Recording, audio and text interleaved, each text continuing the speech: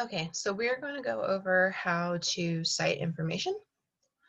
So the first thing I want to show you is how you are going to cite different sources. So if you are using a book source, a physical book, or maybe you found a digital book online that you would like to use, you are going to cite it in one of two ways. So here are the examples.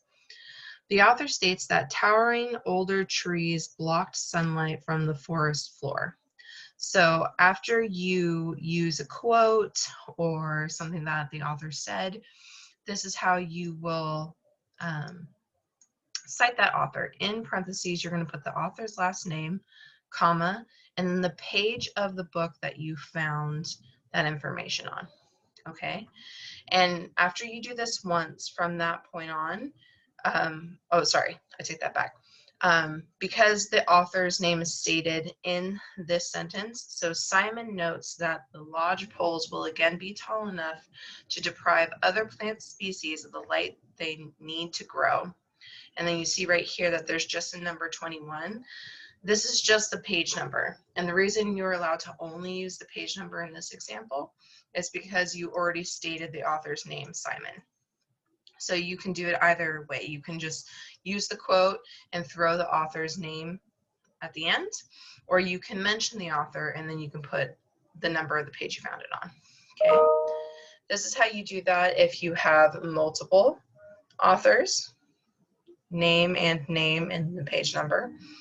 And then what you're mainly going to be doing, because you're probably going to be using all electronic sources like website articles, you're going to cite it very similarly to how you would do the author here at the top, except instead of the author's name, you can tell me the actual website that you got the information from. So for example, spider monkeys find food in the treetops and feast on nuts, fruit, leaves, bird eggs, and spiders.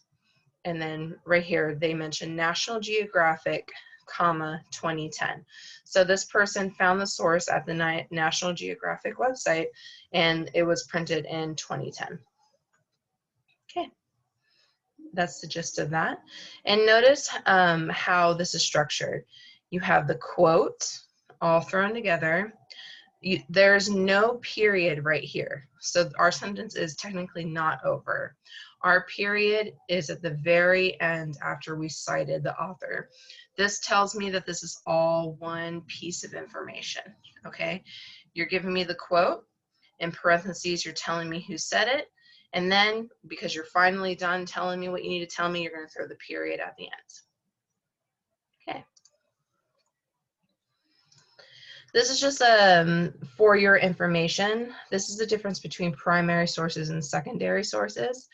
If we say I use a primary source, that means that the person in the source, the person who is talking, was there when the thing happened. They were eyewitness. They have eyewitness information. So if I was in a parade and I was telling you about that parade, I was like, I sat on Snoopy's float. That was an eyewitness statement.